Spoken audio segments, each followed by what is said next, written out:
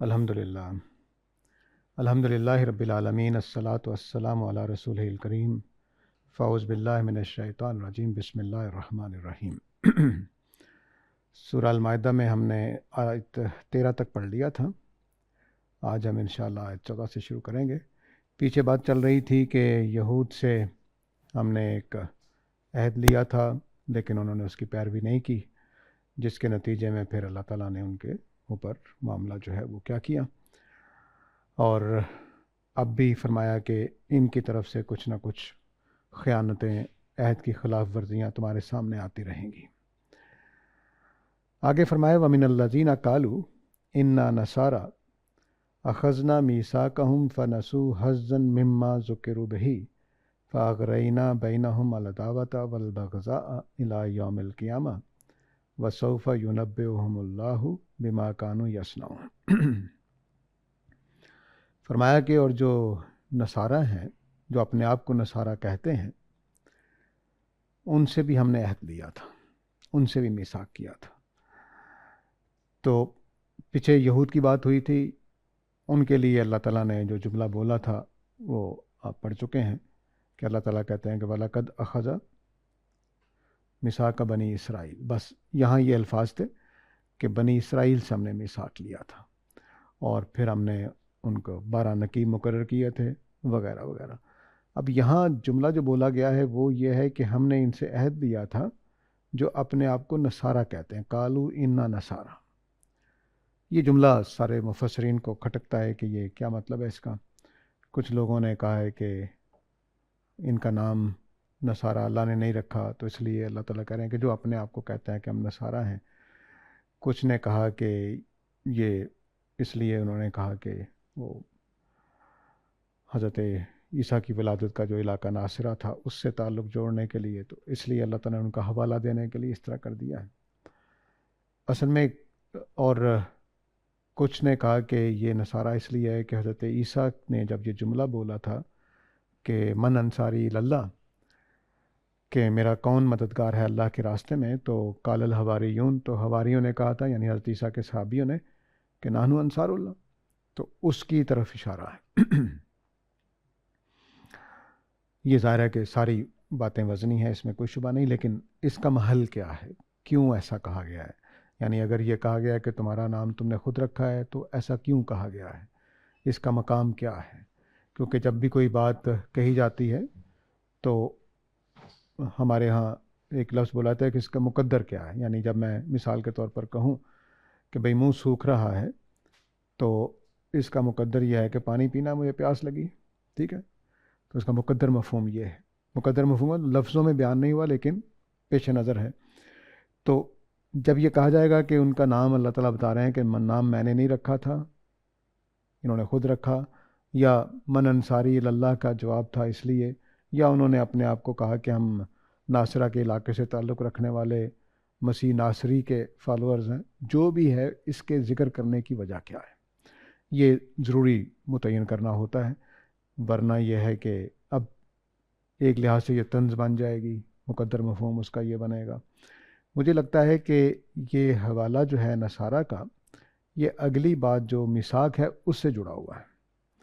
تو جو میں نے جملہ ابھی حضرت عیسیٰ اور علیہ السلام اور ان کے لوگوں کے درمیان میں جو معاہدہ ہے اس کی طرف اشارہ کر رہے ہیں وہ الفاظ، کہ حضرت عیسیٰ نے جب ان سے کہا کہ من انصاری اللہ، اللہ کے راستے میں میرا کون مددگار ہے، تو انہوں نے کہا جی نحن انصار اللہ، ہم ہیں۔ تو یہ ایک معاہدے کی شکل بن رہی ہے، یعنی یہ صرف ایک جملہ نہیں ہے کہ بولا گیا، اور بلکہ لگتا ہے کہ حضرت عیسیٰ نے اپنے کام کے چننے کے لیے، اپنے ساتھی چننے کے لیے ان سے یہ بات کی تھی، اور ایک معاہدے کی شکل ہوئی تھی کہ حضرت عیسیٰ کے مددگار بننا ہے، اور حضرت عیسیٰ کے مددگار بن کے ان کے پیغام کو پوری دنیا میں پہنچانا ہے، یا کم از کم یہود کے لوگوں تک پہنچانا ہے۔ جب آپ کو اٹھا لیا گیا اس کے بعد یہ معاملہ زیر بحث تھا، تو اس میں حضرت عیسیٰ نے جو ان سے باتیں کیں وہ باتیں انجیلوں میں موجود ہیں کسی حد تک۔ ان میں ایک بات تو یہی ہے، دوسری بات یہ ہے کہ حضرت عیسیٰ ان کو کہہ رہے ہیں کہ میں تورات کو قائم کرنے آیا ہوں، اس کو ختم کرنے نہیں آیا۔ تو اس کا مطلب ہے کہ حضرت عیسیٰ اپنے ان ساتھیوں کو یہ کہہ رہے ہیں کہ تم نے انجیلوں کو تورات کو قائم رکھنا ہے، تو یہ اس معاہدے کے اندر شامل ہوگا۔ تو اس طرح کی چیزیں ہیں جو اب ہمارے پاس ریکارڈ میں اس کے علاوہ کوئی میثاق والی بات مجھے نہیں ملتی، نہ انجیلوں میں نہ قرآن مجید میں کہ ان سے میثاق لیا گیا ہو۔ تو قالوا انا نصارا کا حوالہ دیا جا رہا ہے کہ وہ جو اپنے آپ کو نصارہ کہتے ہیں، وہ انصار اللہ والا نصارہ، تو ان سے بھی میں نے میثاق لیا تھا، تو اس طرف اشارہ ہے اس کا۔ تو من الذین قالوا انا نصارا، تو وہ لوگ جو کہتے ہیں کہ ہم نصارہ ہیں، ان سے بھی ہم نے میثاق لیا تھا، ان سے بھی ہم نے عہد باندھا تھا، اور عہد پیچھے جو بیان ہوا ہے وہی تقریباً ہے کہ تم جب نماز پڑھو گے، روزہ رکھو گے تو میں تمہارا ساتھ دوں گا، اور یہ سب کچھ وہ یہاں پر بھی ویسا ہی ہے۔ اب اس لیے میں کہہ رہا ہوں کہ آگے فنسو حظًا مما ذکروا بہ، بالکل وہی جملہ پیچھے جو یہود کے لیے آیا ہے وہی جملہ یہاں پر بولا گیا ہے۔ تو فرمایا کہ ہم نے یعنی عیسائیوں سے بھی عہد لیا تھا، تو انہوں نے بھی ہم نے جو نصیحتیں کی تھی فنسو حظًا مما ذکروا بہ، تو انہوں نے اس کو فراموش کر دیا، ان باتوں کو جن کی میں نے انہیں نصیحت کی تھی۔ میں یہ بتا چکا ہوں کہ نسو ایک ہوتا ہے ویسے بھول جانا، یعنی بلا ارادہ بات ذہن میں نہیں رہی، نکل گئی، ہم اکثر بھول جاتے ہیں باتیں۔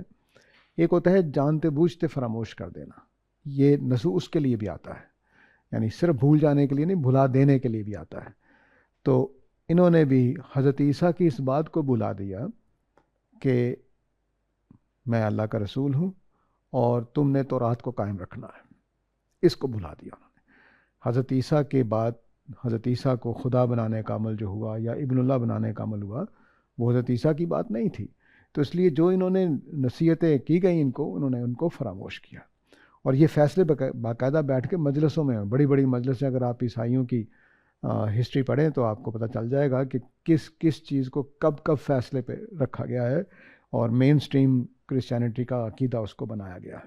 تو فرمایا کہ وہ لوگ جو اپنے آپ کو نصارہ کہتے ہیں ان سے بھی ہم نے میثاق لیا تھا، لیکن انہوں نے بھی اس کا بڑا حصہ بھلا دیا، فراموش کر دیا جو ان کو نصیحت کی گئی تھی، مما ذکروا بہ، جن باتوں کی ان کو نصیحت کی گئی انہوں نے بھلا دیا تھا۔ اب یہ ظاہر ہے کہ تورات میں بھی نصیحت ہے ان کے لیے، اور انجیلوں میں بھی تھی، کیونکہ یہ تو انجیلوں کو ہی مان رہے تھے۔ تو حضرت عیسیٰ نے جو بھی ان سے باتیں کی، ان کو ذمہ داری دی، کیونکہ قرآن مجید سے جو ہلکا پھلکا چیزیں معلوم ہوتی ہیں، ظاہر قرآن نے زیادہ تفصیل نہیں کی، کہ ایک ٹائم پہ حضرت عیسیٰ یہود سے یا بنی اسرائیل کہہ لیجئے ان سے مایوس ہو گئے، فلما احس منہم الکفر، اسی موقع پر اللہ تعالیٰ نے حضرت عیسیٰ کو پورا پلان بتایا کہ آل عمران میں ہم پڑھ چکے ہیں کہ میں تمہیں متوفی کروں گا اور پھر اپنی طرف اٹھا لوں گا۔ یہ معاملہ جو ہے یہ حضرت عیسیٰ کے ساتھ وعدہ ہو گیا، اور قیامت تک اب یہود جو ہیں وہ نصارہ کے ماتحت رہیں گے، یعنی ان کے سہارے پر رہیں گے، اور ان کے اوپر مار پڑتی رہے گی، جو کچھ بھی ہے وہ قرآن نے بیان کر دیا۔ اور یہ جو ضابطہ بنا دیا گیا ان کے لیے، اور ان کے لیے اصول بن گیا، تو ان کے لیے جو یہ ضابطہ ہے کہ یہ تمہارے پیروکار ان کے اوپر غالب رہیں گے، ان کے لیے بھی تو ظاہر ہے کہ کچھ شرائط ہوں گی۔ وہ شرائط کیا ہوں گی؟ وہ جو پیچھے آیت میں بیان ہوئی ہے اس کو ذرا دوبارہ نظر ڈال لیجئے۔ وہ کیا تھا کہ تم قال اللہ انی معکم، اللہ نے فرمایا کہ میں تمہارے ساتھ ہوں، لئن اقمتم الصلاۃ، جب تک نماز پڑھتے رہو گے، آتیتم الزکوٰۃ، زکوٰۃ دیتے رہو گے، وآمنتم برسلی، اور میرے رسولوں کو مانتے رہو گے، ان کی عزت اور توقیر کرتے رہو گے، ان کا ساتھ دیتے رہو گے، اور دین کی خدمت کے لیے اللہ کی راہ میں خرچ کرتے رہو گے، تو پھر میں تمہارے ساتھ ہوں۔ یہ وعدہ ان کے ساتھ بھی تھا۔ اور اگر آپ پہلے 70-80 سال دیکھیں حضرت عیسیٰ کے ساتھیوں کے، تو حیرت انگیز کامیابیاں ہیں۔ تو وہ اللہ تعالیٰ ساتھ دے رہے تھے ان کا، ٹھیک ہے۔ تو یہ اب اس معاہدے کی طرف اشارہ کر دیا، لیکن انہوں نے بھی اپنے اس راستے کو چھوڑ دیا۔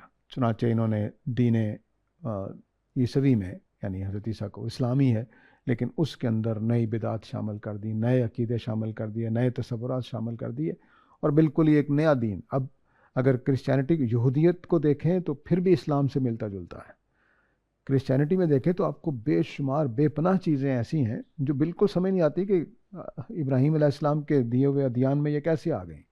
یعنی اللہ کی بیوی ہے، اللہ کا بیٹا ہے، 3 خدا ہیں، یہ تو دین ابراہیمی سوچ بھی نہیں سکتا۔ پھر اسی طرح کفارے کا مسئلہ ہے کہ اللہ تعالیٰ نے حضرت عیسیٰ کو بھیجا کہ تمام بنی نوع انسان گناہ گار ہیں، اور حضرت عیسیٰ کو نعوذ باللہ صلیب دے کر سارے انسانوں کے جو اب حضرت عیسیٰ کو مان لیں گے تو حضرت عیسیٰ کی اس قربانی کا فائدہ ان کو ہوگا کہ ان کے بھی گناہ معاف ہو جائیں گے۔ یہ بالکل دین ابراہیمی سے اکھڑا ہوا ہے سارا کچھ، تو اس کو انہوں نے اپنے دین کا حصہ بنا دیا۔ تو یہ انہوں نے اپنا میثاق یوں توڑا کہ انہوں نے گمراہی کا راستہ اختیار کر لیا، اور اپنے من مانے سینٹ پال کا زیادہ اس میں قصور ہے۔ پہلے جو 10-11 شاگرد تھے حضرت عیسیٰ کے، حواری جو تھے، ان کا اتنا قصور نہیں ہے۔ وہ اپنی بات کہتے ہوئے دنیا سے رخصت ہو گئے، اللہ نے ان کی قدر بھی رکھی ہوگی یقیناً، تو وہ قیامت والے دن اس کا معاملہ واضح ہو جائے گا کہ ان کی خدمات کیا رہیں، کیسے ختم ہوئیں، کیسے ختم نہیں ہوئیں۔ لیکن سینٹ پال کی عیسائیت وہ زیادہ مقبول ہو گئی، اتنی مقبول ہو گئی کہ عربوں کا علاقہ بھی، حالانکہ اس نے زیادہ کام یورپ کی طرف کیا، لیکن عربوں کے ہاں جو عیسائی تھے وہ بھی ابن اللہ مان رہے تھے اور یہ بھی سب کچھ مان رہے تھے۔ تو فرمایا کہ جب انہوں نے ہماری اس میثاق میں جو باتیں تھیں اس کو پورا نہیں کیا، اور جو ہم نے تورات اور انجیل میں ان کو نصیحتیں کر رکھی تھی اس کو انہوں نے خود فراموش کیا، فَأَغْرَيْنَا بَيْنَهُمُ الْعَدَاوَةَ وَالْبَغْضَاءَ، تو ہم نے ان کے بیچ میں عداوت اور بغضاء کو پیدا کر دیا۔ اغرینا کا مطلب ہوتا ہے پسندیدہ بنا دیا، چلا دیا، اور اس میں یہ لمبی تاریخ ہے ان کی آپس میں۔ اگر صرف آپ اسی تاریخ کو دیکھ لیں جو نبی صلی اللہ علیہ وسلم کے بعد ہمارے سامنے ہے تو وہ بھی کافی عبرتناک ہے، کیونکہ الفاظ یہ فرمائیں گے لا یوم القیامہ، قیامت تک کے لیے میں نے ان کے بیچ میں عداوت اور بغضاء پیدا کر دیا ہے۔ تو یہ ایک دوسرے کو مارتے رہے، فرقہ بندیاں ہوتی رہیں، مسلمانوں سے مار کھائی، سب کچھ ہوا، وہ ان کے درمیان اللہ تعالیٰ نے ایک عداوت پیدا کر دی۔ فرقہ بندی جیسے ہمارے ہاں اب ہے، ایسے ہی ان کے ہاں پیدا ہو گئی۔ ہمارے ہاں بھی دیوبندی، بریلوی، اہل حدیث، شیعہ، سنی، یہ ایک دوسرے کو مارتے رہتے ہیں، ایک دوسرے کو۔ خیر اہل سنت میں اب باہمی قتل کرنے کا بھی بہت کم رواج ہے، لیکن شیعہ سنی کے درمیان میں تو کافی رہا ہے۔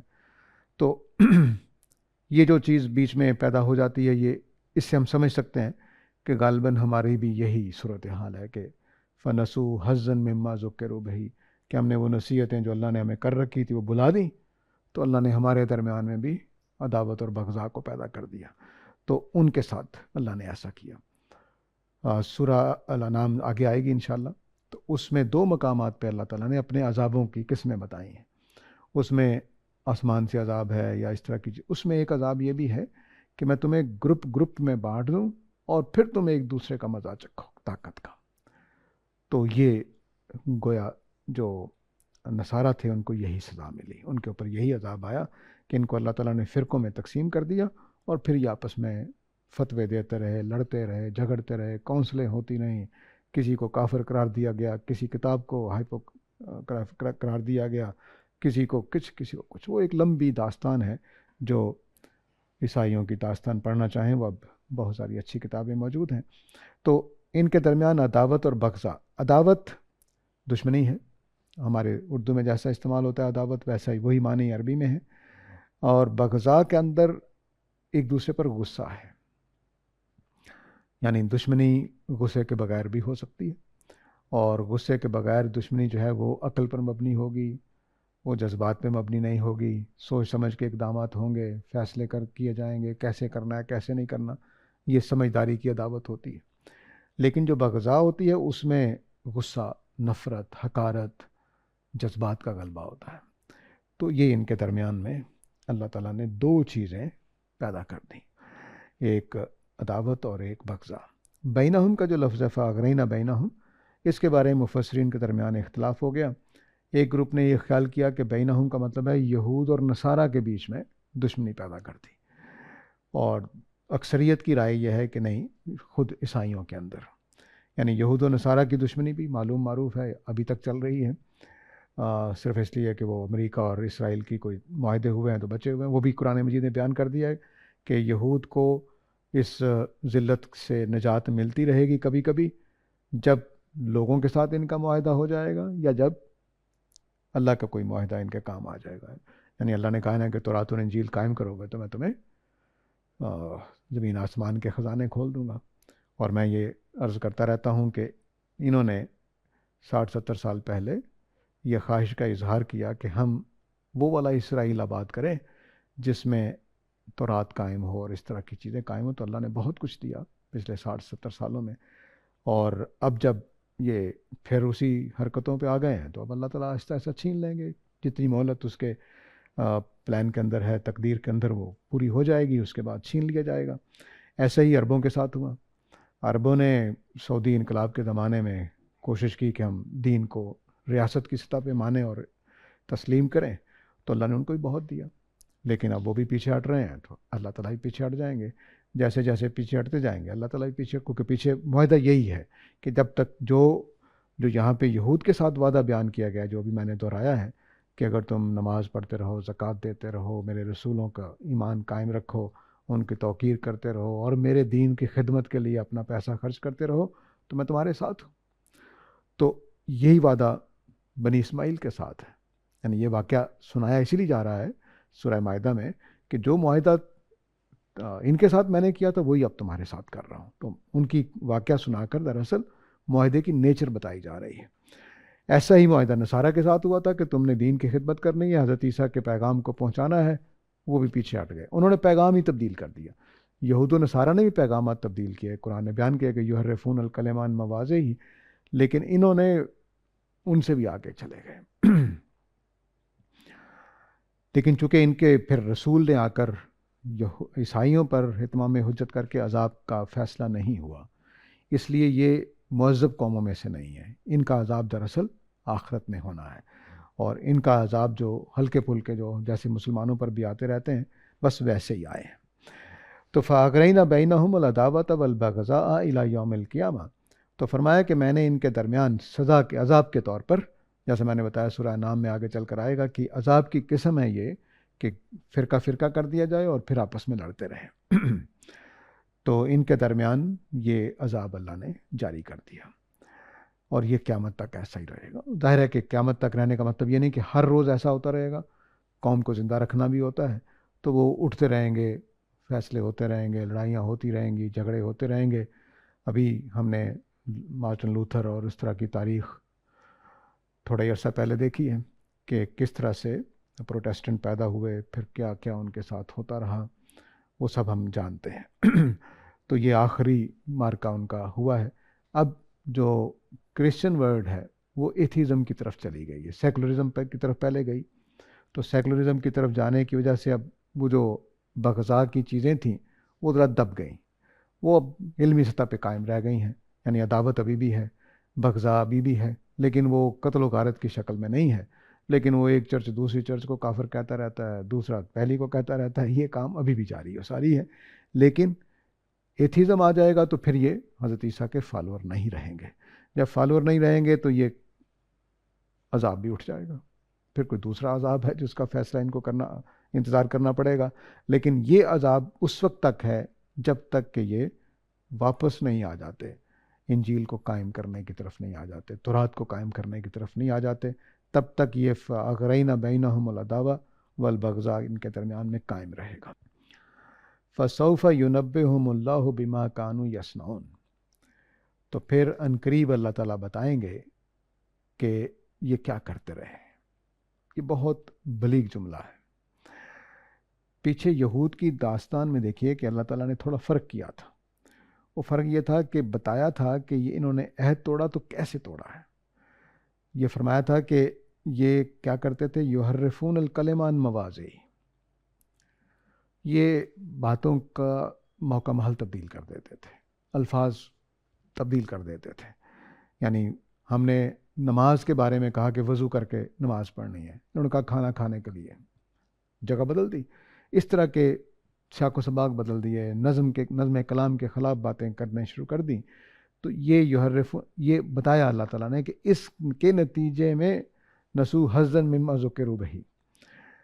لیکن نصارہ کے بارے میں یہ نہیں بتایا کہ انہوں نے یعنی یہاں فنسو حظًا مما ذکروا بہ سے پہلے یہ بات نہیں بتائی گئی کہ کیا ہوا، انہوں نے کیوں کیا ایسا، خاموشی اختیار کی ہے.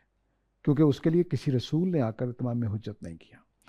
اگر رسول نے آ کر ان کو یہ باتیں سمجھائی ہوتی تو پھر یہود ہی کی طرح یہاں تفصیل کر دی جاتی کہ انہوں نے یہ کیا تھا، میں نے ان کو یہ سمجھایا تھا۔ ٹھیک ہے، تو اب چونکہ یہ نہیں بتایا گیا، ان کے اوپر اتمام حجت نہیں ہوا، اس لیے فرمایا کہ قیامت والے دن میں ان کو بتاؤں گا کہ تم نے کیا کیا حرکتیں کی تھیں، دین کو کہاں کہاں تبدیل کیا تھا، کہاں کہاں تم نے اندر سے ڈنڈیاں ماری تھیں، اور کہاں کہاں تمہارے پاس بہانے موجود تھے، اور یہ سارا کچھ اللہ تعالیٰ بتائیں گے، وجوہات بتائیں گے کہ تم کیوں گمراہ ہوئے تھے، تم نے حضرت عیسیٰ کو ابن اللہ کیوں بنا لیا تھا، کس ضد میں آ کر بنایا تھا، کیا چکر تھا، وہ سارا کچھ بتائیں گے، یہاں نہیں بتایا۔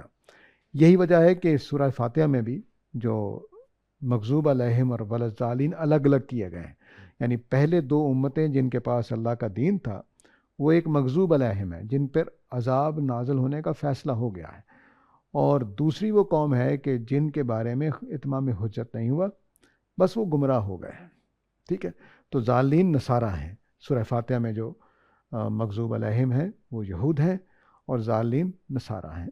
جو اب یہاں پر بھی وہی مسئلہ ہے کہ ان کے اوپر چونکہ مغضوب علیہم نہیں ہوئے ہیں اس طرح سے جس طرح سے یہود ہوئے ہیں، اس لیے یہاں صرف اتنا کہا کہ ہم نے ان کے بیچ میں بغاوت اور وہ قائم کر دی۔ یہ اس طرح کا عذاب ہے جیسے کوئی زلزلہ آ جائے یا کچھ اس طرح کی چیز ہو جائے، یا جیسے ہماری امت پر آیا ہوا ہے کہ ہم بھی فرقہ فرقہ ہو گئے اور لڑتے پھر رہے ہیں، ایسا ہی ان کے ساتھ ہوا۔ وہ اتمام حجت رسول کے آنے کے بعد نہیں ہوا، اس لیے قیامت والے دن بتایا کہ میں بتاؤں گا، کیونکہ وہ چیزیں جن کا فیصلہ دنیا میں نہیں ہوا ان کا فیصلہ اللہ تعالیٰ قیامت والے دن کریں گے۔ تو اس طرح سے یہ جو ان کی بات کو پوری تفصیل سے یہاں ذکر نہیں کیا اللہ تعالیٰ نے، تو نصارہ کی بات صرف اتنی بتا دی کہ میں تمہاری اس حرکتوں کی وجہ سے، یعنی یہ نصارہ کے لیے پہلی دفعہ اطلاع ہے قرآن مجید دے رہا ہے کہ تم نے میرے میثاق کو پس پش ڈالا، میری ہدایت پر عمل نہیں کیا، تو اس لیے پھر میں نے تمہارے اندر یہ دشمنی والی فضا پیدا کر دی، اور یہ قیامت تک رہے گی جب تک تم میرے بلائے ہوئے سبق پر واپس نہیں آ جاتے، ایسا ہی رہے گا۔ البتہ تم نے کیا کیا ہے جس کی وجہ سے یہ سزا ملی ہے وہ میں قیامت والے دن بتاؤں گا۔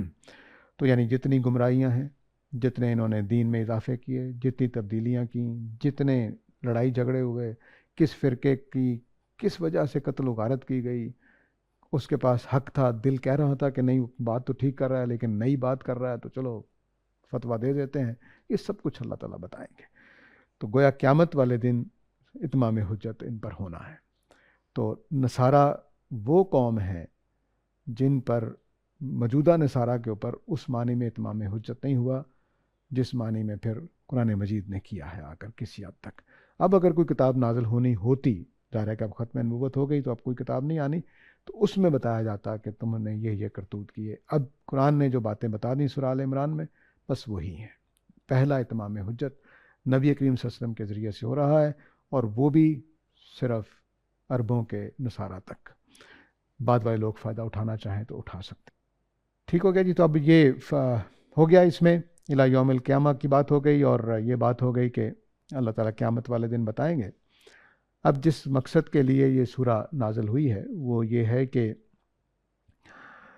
عربوں کے ساتھ، بنی اسماعیل کے ساتھ اللہ تعالیٰ ایک نیا عہد باندھ رہے ہیں۔ اس عہد میں ایک نیا میثاق لکھا جا رہا ہے۔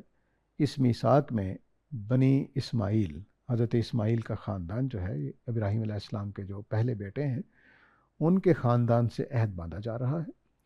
اس عہد میں اللہ تعالیٰ نے باندھنے کے بعد مثال کے طور پر یہود اور نصارہ کا عہد بھی سامنے رکھا کہ تمہارے عہد کی نوعیت بھی وہی ہے جو میں نے یہود کے ساتھ باندھا تھا، جو میں نے نصارہ کے ساتھ باندھا تھا، وہی اہمیت ہے، وہی نیچر ہے۔ تم ان چیزوں پر قائم رہو گے کہ تو میں تمہارے ساتھ ہوں، قائم نہیں رہو گے تو میں پیچھے ہٹ جاؤں گا۔ جیسے سورہ البقرہ میں یہود سے کہا تھا کہ اوفی بعہدکم اوفو بعہدکم اوفی بعہدکم، تم میرا وعدہ پورا کرو تو میں تمہارا وعدہ پورا کروں گا۔ ٹھیک وہی بات یہاں پر لفظوں میں تفصیل کر دی گئی ہے کہ اگر یہ چیزیں پوری کرو گے تو میں تمہارے ساتھ ہوں، ورنہ تمہارے ساتھ نہیں ہوں۔ اب اہل کتاب کو آخری بار کہا جا رہا ہے کہ تم اس عہد میں شریک ہو سکتے ہو۔ اہل کتاب کو آخری بار کہا جا رہا ہے کہ تم اس عہد میں شریک ہو سکتے ہو، کیونکہ سورہ توبہ میں جا کر ان کا فیصلہ کر دیا جائے گا۔ یا اہل الکتاب قد جاءکم رسولنا یبین لکم کثیرا مما کنتم تخفون من الکتاب، اہل کتاب تمہارے پاس ہمارا ایک رسول یعنی محمد صلی اللہ علیہ وسلم تشریف لا چکے ہیں، وہ تمہارے لیے ان بہت ساری باتوں کو بیان کر رہے ہیں جو تم نے اپنی کتاب سے چھپا رکھی ہیں۔ وَيَعْفُو عَنْ کثیر، اور وہ ساری نہیں بتا رہے ہیں، کچھ کا لحاظ بھی کر رہے ہیں کہ کیا کچھ بتائیں، یعنی کچھ سے صرف نظر کر رہے ہیں، بہت ساری چیزیں تمہیں بتا رہے ہیں کہ تم نے یہ چیز چھپائی، یہ چیز چھپائی، یعنی نبی کریم صلی اللہ علیہ وسلم کے بارے میں ساری پیشین گوئیاں، خانہ کعبہ کے بارے میں سارا کچھ چھپا رکھا تھا انہوں نے، جس کو ہم پڑھ چکے ہیں پیچھے کہ اللہ تعالیٰ نے سورہ البقرہ میں کس طرح بتایا ہے کہ یہاں تمہارے پاس ثبوت موجود ہیں کہ یہ ابراہیم علیہ السلام نے آباد کیا تھا، یہ وہی خانہ کعبہ ہے، یہ وہی مسجد حرام ہے جس کو تم بیت ایل کہتے ہو، یہ سارا کچھ اللہ نے بتایا۔ اب وہ بہت ساری چیزیں واضح کر دی پیچھے، جو انہوں نے شریعت کے ساتھ کھلواڑ کی، سب کے ساتھ کی، سب اللہ نے واضح کر دیا۔ ان باتوں کا اشارہ کر کے کہہ رہے ہیں کہ بہت ساری چیزیں جو تم نے کتاب میں سے چھپا رکھی تھیں اس کو یہ رسول تمہارے لیے بیان کر رہے ہیں۔ وَيَعْفُو عَنْ کثیر، اور بہت ساری باتیں چھوڑ رہے ہیں، ان کو بیان نہیں کر رہے ہیں۔ یہ جملہ صرف اللہ تعالیٰ ہی بول سکتے ہیں کہ تم باتیں کچھ چھپا رہے تھے، اس رسول نے واضح کر دی ہیں، اور کچھ باتیں ایسی ہیں جو ابھی بھی ہم واضح نہیں کر رہے ہیں۔ تو یہ دونوں جملے یہود کے لیے حتمی دلیل ہے کہ بولنے والے محمد صلی اللہ علیہ وسلم اکیلے نہیں ہیں۔ یہ بات محمد عربی صلی اللہ علیہ وسلم خود نہیں کہہ سکتے، اس کے لیے ضروری ہے کہ وہ یہود میں شامل ہوں، یہودی رہے ہوں، اور یہود کے علماء میں سے ہوں۔ اور یہ تاریخی طور پر واضح ہے کہ نبی کریم صلی اللہ علیہ وسلم کا یہود سے ادنا سا تعلق بھی نہیں تھا۔ تو یہ بات صرف ان کے علماء ہی جانتے تھے، جو یہاں لکھی جا رہی ہے، جو یہاں بیان ہو رہی ہے کہ نبی کریم صلی اللہ علیہ وسلم وہ باتیں بیان کر رہے ہیں جو ان کی کتاب میں تھیں اور ان کو چھپائے بیٹھے تھے۔ تو یہ اس بات کا ثبوت تھا کہ واقعتاً یہ اللہ کے رسول ہیں، یعنی قد جاءکم رسولنا کی دلیل بھی ساتھ ہی لپیٹ کر بیان کر دی ہے۔ اور ظاہر ہے کہ اور کوئی وجہ نہیں ہے اس بات کو بیان کرنے کی کہ تم بہت ساری چیزیں، اب مسلمانوں کو اس کا بنی اسماعیل کو فائدہ ہو گیا کہ یہود جو تھے وہ اللہ کی بہت ساری باتیں چھپا کر بیٹھے ہوئے تھے، اور نبی کریم صلی اللہ علیہ وسلم نے تورات اور معافی چاہتا ہوں سورہ البقرہ اور آل عمران میں بہت ساری باتیں کھول دیں، اور کچھ باتیں ابھی بھی رہتی ہیں جو یہ چھپائے بیٹھے ہیں۔ تو یہ راز کی بات تھی جو کھول دی گئی ہے، تو اس لیے یہ بالکل بات واضح ہو جاتی ہے کہ پیغمبر جو ہیں وہ اندر کی باتیں لا رہے ہیں، تو اس کا مطلب ہے کہ وہ کسی اور سورس سے ان کو اطلاع مل رہی ہے، ایسا نہیں کہ وہ سنی سنائی باتیں کچھ کر رہے ہیں، ایسا نہیں ہے۔ اور وہ اتنا جانتے ہیں جتنا ان کے علماء جانتے ہیں، یعنی تورات اور انجیل کے بارے میں یہود جو کچھ چھپا رکھے ہوئے تھے، نبی کریم صلی اللہ علیہ وسلم اس جملہ بول کر اتنی آگاہی سے سامنے بات کر رہے ہیں کہ تمہارے علماء جو بات سمجھ سکتے ہیں وہ میں کہہ رہا ہوں، ٹھیک ہے۔ تو یہ ثبوت رسالت بھی ہے اور ان کے جرم کا بیان بھی ہے کہ صرف یہ نہیں کہ انہوں نے میثاق توڑا تھا، بلکہ میثاق توڑنے میں ایک جرم یہ بھی تھا کہ تورات اور انجیل کی بہت ساری باتیں چھپا رکھی تھی، اس کے اوپر پردہ ڈالا ہوا تھا تاکہ نبی کریم صلی اللہ علیہ وسلم مکہ، خانہ کعبہ، بیت اللہ یہ تسلیم نہ کر لیے جائیں، اور وہ جو ہمارا مقام بنا ہوا ہے پورے عربوں کے اندر کہ ہم اہل کتاب ہیں وہ چھن نہ جائے۔ یہ سب کچھ پیچھے تھا۔ تو فرمایا کہ بہت ساری چیزیں بتا دی ہیں، بہت ساری چیزیں چھوڑ دی ہیں، ٹھیک ہے۔ قد جاءکم من اللہ نور و کتاب مبین، تو مطلب کیا ہے؟ مطلب یہ کہ اب اللہ کی طرف سے تمہارے پاس ایک ہدایت کی روشنی اور ایک کتاب مبین آ چکی ہے۔ تو اب تمہیں اس کو ماننا چاہیے، لیکن ماننے کے لیے آگے شرائط اللہ تعالیٰ بتا رہے ہیں۔ تو مطلب یہ ہوا کہ اب یہ رسول سچے ہیں، ہمارے رسول ہیں، یہ جملہ بھی گواہی دے رہا ہے، اور پیچھے جو دلائل زیر بحث آ چکے وہ بھی۔ اور جب یہ سورہ مائدہ نازل ہوئی ہے تو نبی کریم صلی اللہ علیہ وسلم ایسے ہی مان لیے گئے تھے، ان کا ثبوت ایسے ہی تھا جیسے آپ مجھے مان رہے ہوں، میں آپ لوگوں کو مان رہا ہوں سامنے بیٹھے ہوئے۔ تو قرآن کا جملہ ہے کہ یہ ایسے ہی پہچانتے ہیں جیسے باپ اپنے بیٹے کو پہچانتا ہے۔ تو اس قدر واضح ہو چکا ہوا تھا، لیکن اس کے ساتھ ساتھ قرآن مجید کا یہی کمال ہے کہ یہ جملے بیچ میں ایسے لے آتے ہیں اللہ تعالیٰ کہ جو بالکل یعنی سننے والے، ہمارا چونکہ وہ بیک گراؤنڈ نہیں ہوتا تو ہمیں یہ جملہ ایسے لگے گا چلو ذکر ہو گیا، لیکن یہ جملے ایسے آ جاتے ہیں بیچ میں کہ جو اگر کوئی بیک گراؤنڈ سے واقف ہو تو اس کی آنکھیں کھلی کھلی، اچھا یہ بات ہو رہی ہے، تو وہ پھر یعنی وہ دل کو ہٹ کرنے والی، دل کو چھو لینے والی دلیلیں بن جاتی ہیں۔ اب یہاں پہ دو الفاظ بولے گئے ہیں، جاءکم من اللہ نور و کتاب مبین۔ نور، اللہ تعالیٰ نے اپنی ہدایت کو ہمیشہ نور کہا ہے اور گمراہیوں کو ظلمات کہا ہے۔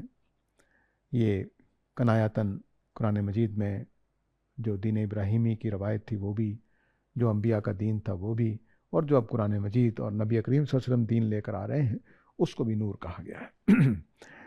وہ کتاب مبین سے مراد قرآن مجید ہے کہ اب نبی کریم صلی اللہ علیہ وسلم جب تشریف لائے ہیں تمہارے پاس تو تم نے جو کتاب، اپنی کتاب کی باتیں چھپا رکھی تھیں وہ تو انہوں نے ظاہر کر دی، کچھ ابھی بھی انہوں نے بھی ظاہر نہیں کیا کیونکہ ان کی ضرورت نہیں ہے۔ البتہ اب جو تمہارے پاس اللہ کی ہدایت آ گئی ہے اور کتاب مبین آ گئی ہے تو اس کو توجہ دو، یہ تمہارے پاس پہنچ چکی ہے۔ اب تم یہ نہیں کہہ سکتے ہو کہ ہمارے پاس آخری زمانے میں، یعنی نصارہ کے لیے خاص طور سے، کیونکہ یہود کے لیے تو حضرت عیسیٰ کام کر گئے ہوئے تھے، نصارہ کے لیے نبی کریم صلی اللہ علیہ وسلم پہلے رسول ہیں جنہوں نے ان کی غلطیاں واضح کی ہیں۔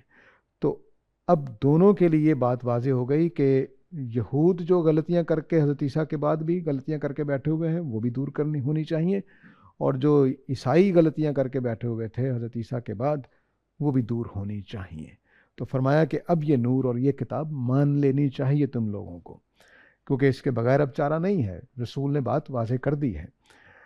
تو یہ اب دعوت جو دی جا رہی تھی تو یہود کو اور نصارہ کو کہا جا رہا ہے کہ تم بھی اس عہد میں نئے سرے سے شریک ہو جاؤ، اپنے تجدید ایمان کر لو، محمد صلی اللہ علیہ وسلم کو مان لو تو تمہارے لیے آسانی ہو جائے گی۔ تو یہ اب نور میں جو دلچسپی کی بات ہے وہ یہ کہ نصارہ کے لیے نور کی بڑی اہمیت ہے۔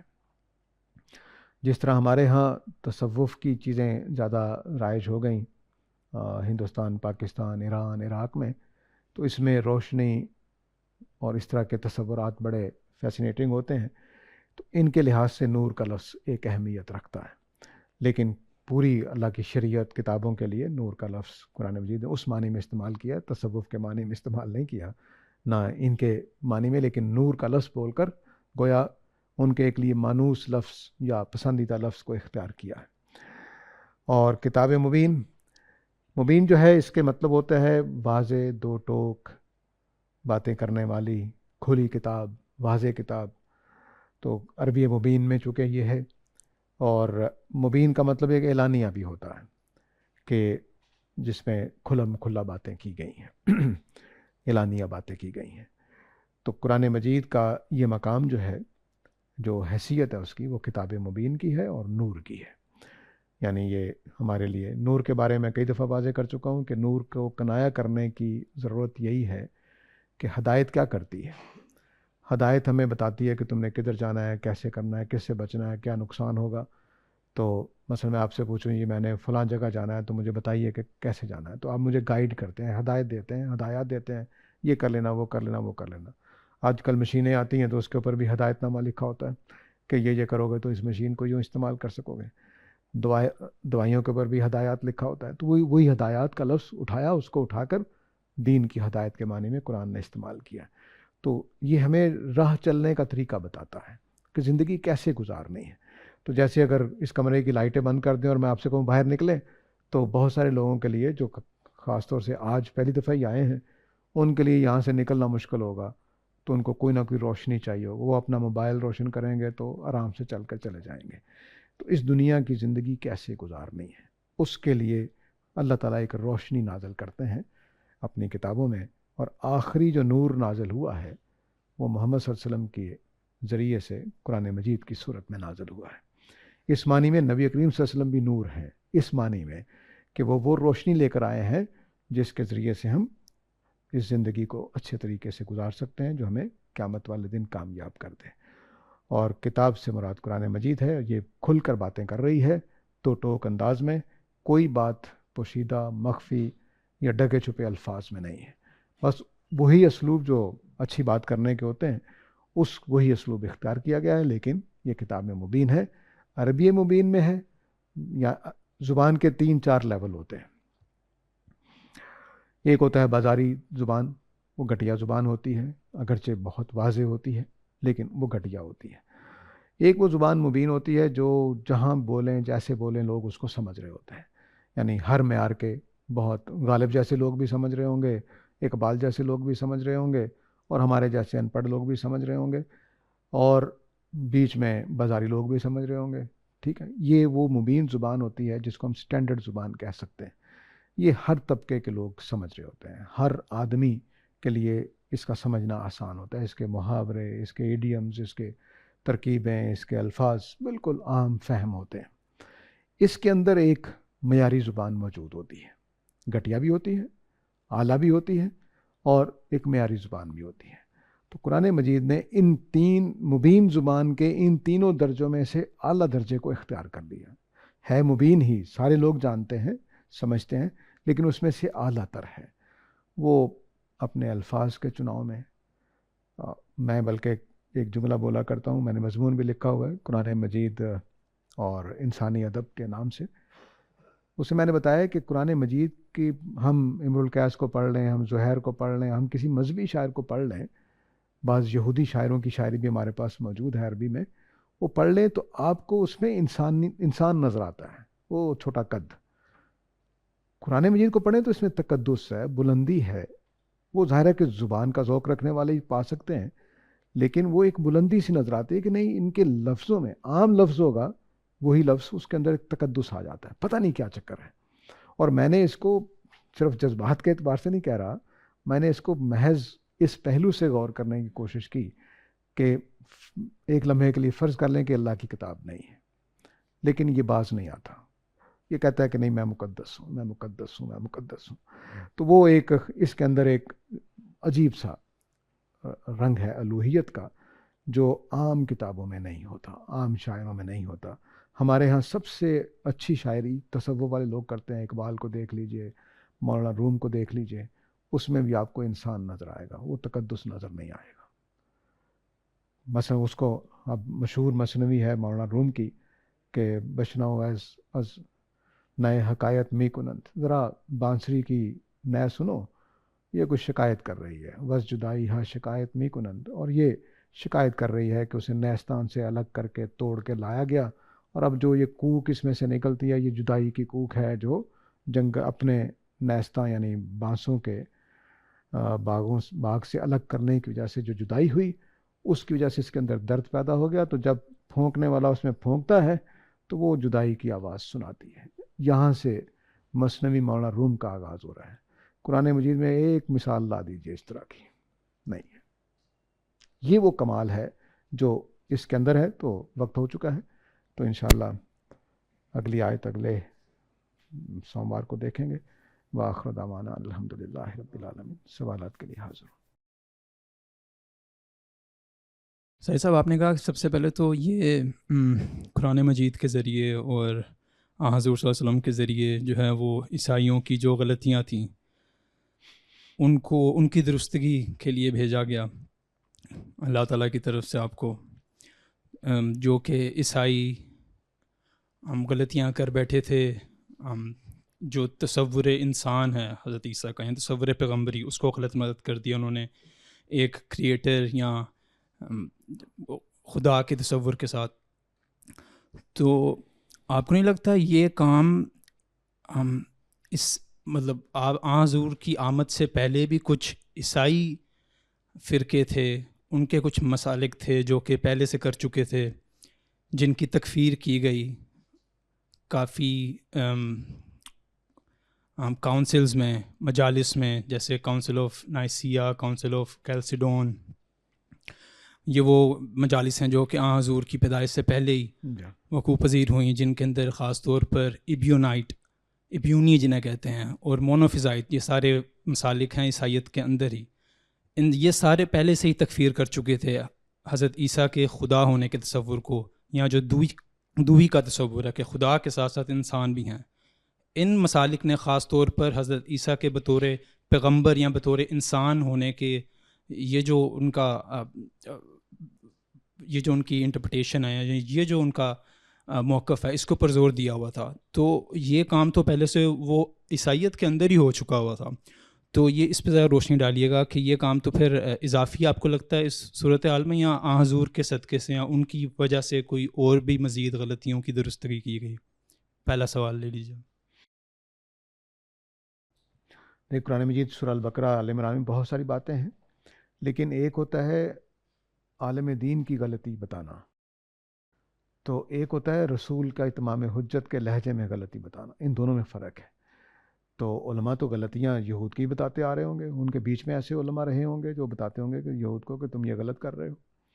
لیکن ایک ہوتا ہے کہ اللہ کے حوالے سے بات کا سامنے آ جانا. یہ کام ہے جو اصل میں رسول کرتے ہیں، وہ اللہ کی طرف سے فیصلہ ہوتا ہے.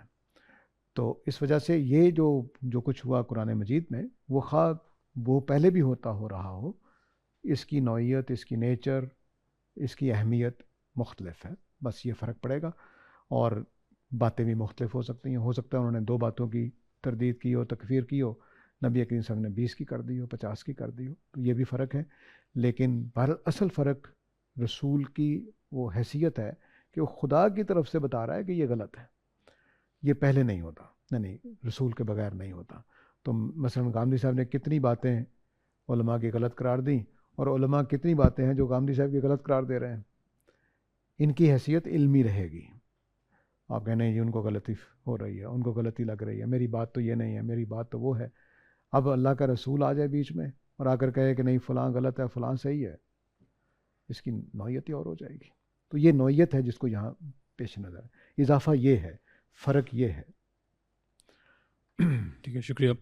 دوسرا سوال ساجد صاحب یہ ہے کہ آپ نے کہا یہ ابھی یہاں پر ہم نے پڑھا بھی ہے کتاب مبین کو آپ نے اس کا معنی کیا کہ واضح ہے، 2 ٹوک کھلا ہوا. سر اگر یہ بات حقیقت ہے تو پھر ہم دیکھتے ہیں کہ قرآن کی اتنی اس کی آیتوں کی اتنی توجیحات اور اتنی تفاسیر ہمارے سامنے ملتی ہیں، تو آپ کو نہیں لگتا اس سے، اس حقیقت سے یہ جو یہ جو معنی ہے یا یہ جو نیریٹو ہے، یہ چیلنج ہوتا ہے ڈائریکٹلی یا انڈائریکٹلی، کہ کبھی کسی دور میں کسی خاص اقتدار کی وجہ سے ایک جہادی انٹرپریٹیشن آ جاتی ہے، پھر کسی خاص اقتدار سے ہمارے سامنے ماڈرنسٹ انٹرپریٹیشن آ جاتی ہے. تو اگر قرآنسٹ جو ہیں وہ کہتے ہیں 30 روزے ہمیں قرآن سے اگر آپ واضح کر دیں تو آپ جو کہیں گے ہم وہ قبول کریں گے. تو اگر یہ واقعی اتنی مبین ہے اور اتنی واضح ہے، تو یہ ساری جو تفرقات ہیں یا جو جھگڑے چل رہے ہیں معاشرے میں، اور یہ جو ہمارے سامنے اتنی انکنسسٹنسیز دیکھنے کو مل رہی ہیں جو کہ حقیقی ہیں جن کا وجود، تو یہ آپ کو لگتا ہے یہ چیلنجنگ ہے اس دعوے سے مبین ہے، واضح ہے، 2 ٹوک ہے؟ ہاں، اس کے کچھ اسباب ہیں کہ یہ کیا ہوتا ہے. پہلے میں ایک ہلکی سی بات کر کے پھر ذرا علمی باتوں کی طرف آتا ہوں. کسی بھی کتاب کو، مثلا شیکسپیئر کے ڈرامے لے لیں اور پلیٹو کے ڈائیلاگز لے لیں، کسی بھی کتاب کو اتنی اہمیت دے دیں جتنی قرآن مجید کی ہے، اور اتنے ہی مفسرین کے حوالے کر دیں جتنے قرآن کے ہیں، وہی حال ہوگا. پلیٹو کے ڈائیلاگ مبین نہیں لگیں گے، کیونکہ اتنے لوگوں نے، ایسا ہوا بھی ہے، پلیٹو کے ڈائیلاگ کے ساتھ ایسا ہوا بھی ہے، ہر زمانے میں اس میں کچھ نہ کچھ معنی کا اضافہ ہوتا چلا گیا ہے یا مختلف ہوتے چلے گی تعبیریں. تو یہ ہوگا ہر کتاب کے ساتھ جس کو اتنے انٹرپریٹ کرنے والے مل جائیں. یہ اس کی ایک وجہ ہے. اب اتنے انٹرپریٹ کرنے والے کرتے کیا ہیں؟ وہ اپنے اپنے ذہن، اپنے اپنی بیک گراؤنڈ، اپنے اپنے شعور، اپنے اپنے مزاج کے لحاظ سے چیزوں کو دیکھتے ہیں. یعنی میں 7 بھائیوں کا ایک بھائی ہوں، تو اسی بات پر مجھے ڈانٹ پڑی ہے تو میں چپ کر گیا ہوں، بجھ گیا ہوں یا پریشان ہو گیا ہوں. اسی جیسی غلطی پر میرے بھائی کو ڈانٹ پڑے گی تو وہ غصے میں آ جائے گا.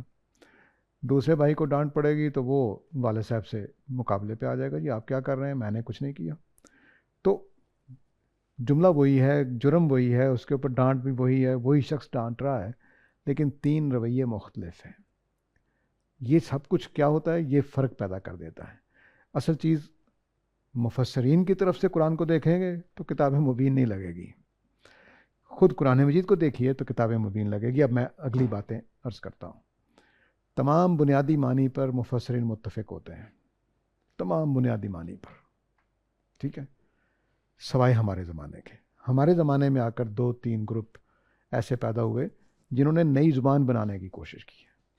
وہ عربی زبان کی قرآن کی بات نہیں کرتے ہیں, انہوں نے نئی عربی بنائی, نئی ووکیبلری بنائی, نیا اس کو انٹرپریٹیشن کے طریقے نکالے کہ روٹ میں جائیں گے ہم, روٹ کے معنی نکالیں گے وغیرہ وغیرہ.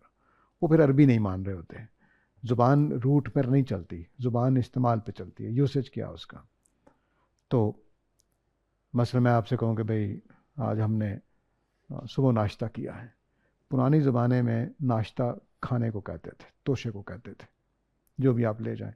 تو بعض علاقوں میں آج بھی دوپہر کے لیے بھی ناشتہ بولا جاتا ہے, دوپہر کے لنچ کے لیے بھی. ہمارے پاکستان میں یا پنجاب کے علاقے میں یا پورے اس علاقے میں ناشتے کا مطلب کیا ہے؟ Break fast. بریک فاسٹ کا لفظ خود دیکھیے, روزہ توڑنا. تو اصل میں افطار کے معنی میں بریک فاسٹ, لیکن چونکہ رات کا وقفے سے ہم نے کھایا نہیں ہوتا تو بریک فاسٹ بن گیا وہ, ٹھیک ہے. تو یہ جو الفاظ ہوتے ہیں یہ اپنے معروف میں چلتے ہیں. اب بریک فاسٹ کا مطلب ہرگز روزہ کھولنا نہیں ہے, ٹھیک ہے نا. اگر روٹ میں چلے جائیں گے تو ناشتے کا مطلب ہو جائے روزہ کھولنا. کر دیں, یہ کام جو کر رہے ہیں وہ قرآن کی بات نہیں کر رہے ہیں, وہ اپنی بات منوانے کے لیے بریک فاسٹ کو روزہ کھولنے کے معنی میں لے رہے ہیں, ٹھیک ہے. تو یہ جو ہے قرآن مجید, اگر عربی لے کر چلیں گے تو پھر اس کے بنیادی معنی پر کبھی اختلاف نہیں ہوا. جن آیتوں میں اختلاف ہوا بھی ہے اس میں بتاتے ہیں مطلب تو یہی ہے, لیکن حدیث کی وجہ سے, لیکن فلسفے کی وجہ سے, لیکن فلاں کی وجہ سے ہمیں یہ ماننا پڑ رہا ہے. مشہور اختلاف ہے ثلاثت قروء والا, مشہور اختلاف ہے زانی کو 100 کوڑے مارنے والا. اللہ نے کہا ہے کہ ہر زانی زانیہ کو 100 کوڑے مارو, لیکن اختلاف پیدا ہو گیا حدیثوں کی وجہ سے کہ نبی صلی اللہ علیہ وسلم نے تو زانیوں کو کوڑے رجم بھی کیا ہے. اب کیا مطلب ہے؟ آیت کے بارے میں سارے اٹھا کر دیکھ لیجئے مفسرین کو, فقہا کو, سب یہ کہہ رہے ہیں کہ دونوں ہی زانی ہوتے ہیں, شادی شدہ ہو یا غیر شادی شدہ ہو. لیکن سنت نے فرق کیا ہے, سنت نے فرق کیا ہے. تو اب ہم کیا کریں گے؟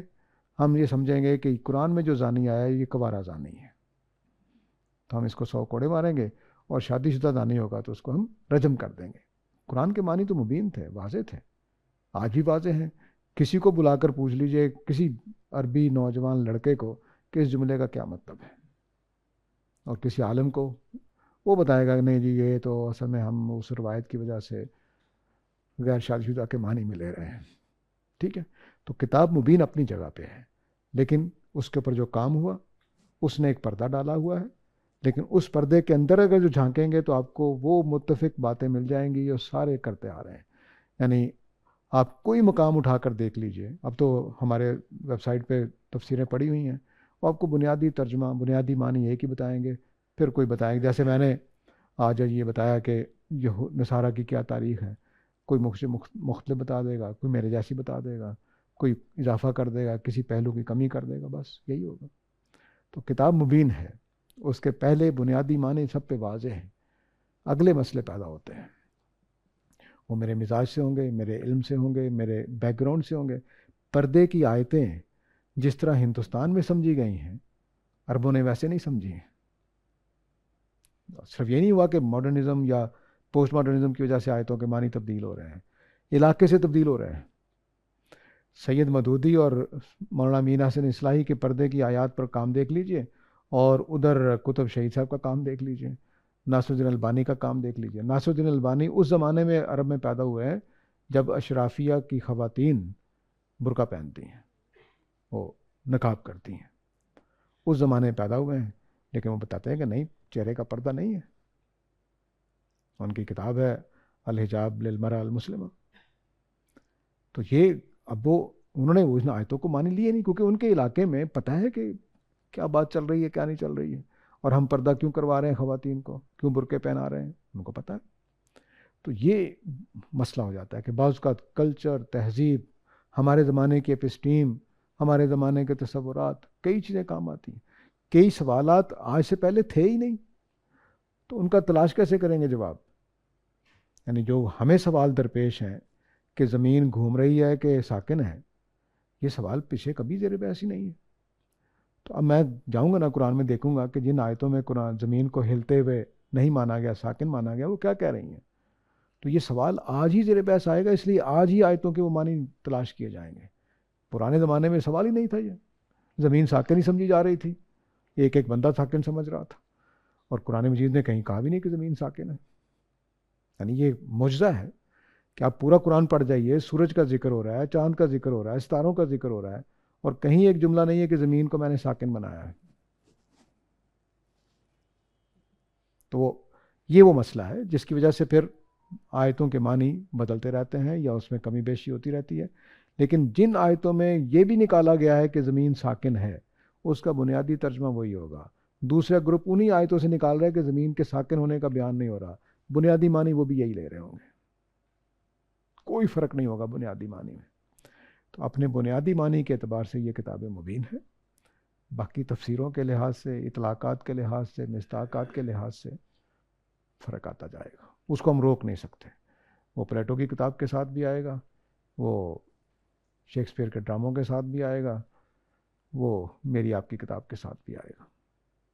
ہمارے استاد سے اگر پوچھیے کہ آپ کے کتنے شاگرد آپ کی فکر کو سمجھتے ہیں، تو شاید کہیں کوئی بھی نہیں.